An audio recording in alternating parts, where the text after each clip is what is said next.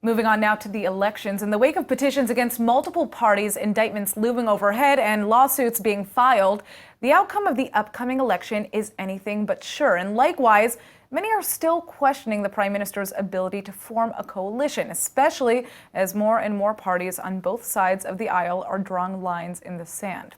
Well, joining us now with more is a former head of Israeli Air Force intelligence and candidate for the Knesset with the Kulanu Party, Brigadier General Shmueli. Ram, thank you so much for joining us. Hi. So how do you and your Kulanu Party feel about joining a coalition under Netanyahu now that he's been indicted pending a hearing? Kulanu is a right-wing party that enhancing and promoting the inequality in the Israeli society, education and other reforms. This is what we have done the last 4 years in the right-wing government, and this is what it's natural for us to do it in the next 4 years.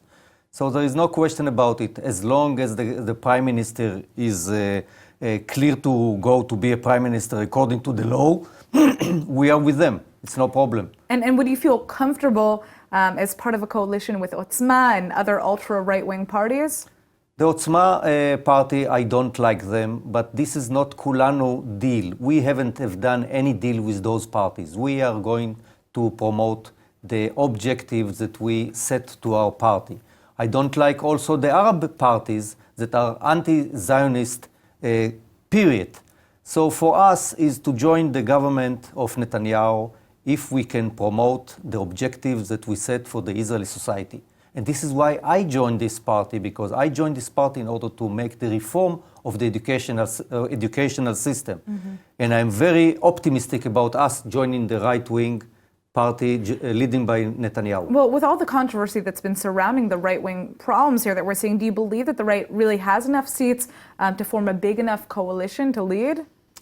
The numbers are very clear-cut. The left-wing coalition, if they will get enough votes, they need the Arab parties, which are anti-Zionist parties.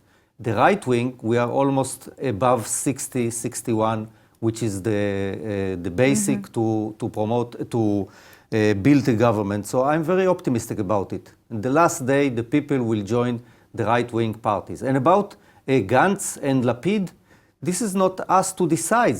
This party, they exclude us. They are saying that our reform in educational and in social justice are not good, and they want to change it. And if they want to change it, we are not going to join this party. Now, you spoke several times about reform in education.